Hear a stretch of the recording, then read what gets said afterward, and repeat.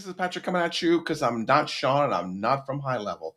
But my good buddy Josh has asked me to talk about setting up the Facebook conversion pixel. And I didn't think it was very advanced, but maybe I would just take some of what I know for granted. But we had a workflow. Obviously, there are certain events, and they may be purchase events, they may be lead events, they may be whatever. But you want to send those back over to Facebook, and we are going to be in a cookie-less or a lighter cookie world pretty soon. So you need to learn how to use what's known as CAPI or Conversion API. So whenever you see the word CAPI mentioned, or Facebook CAPI or Facebook API, this is what we are referring to. So what this will do, obviously you're going to have all kinds of stuff in your workflow. What this will do is this will send information back to Facebook, not using cookies. It'll basically server talking to server. And you would drop this. This is the Facebook Conversion API action inside of workflow. And I'm setting it up the way I would set it up. This one may be worth $1 because it's a low end lead. But if it's a sale, you could put in your $27 or your $9.97, whatever your sale is. And then there's two things over here that you have to grab from over on Facebook. Okay, so I'm gonna hop over to my events manager. Please do not steal my Facebook pixel ID because, well, you can just send me over some conversion data. I don't care.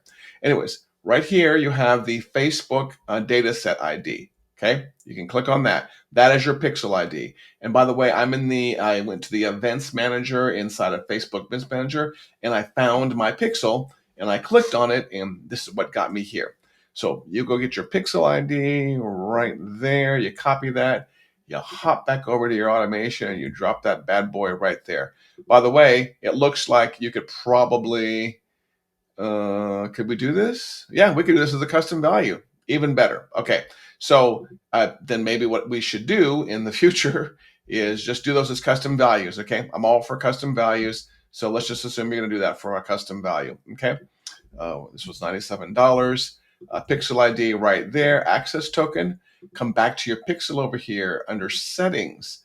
Scroll down, conversions API, and this part right here, this is already open, but right underneath the conversions API section, you do not want to set up a new gateway. There's a direct integration, and this normally is like a single text line here that says generate token. Once you click on that, it turns, generates this token right here. You copy that little token buddy. Of course, you probably put it in your custom value, but in my case, we're going to put it in right here. That's all I did to get this to work.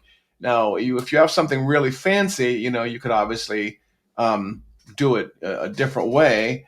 And if you want to even test it, you can come down here and say test Pat to see if it's working. You can say test Patrick, and you can put in like a code here to test it.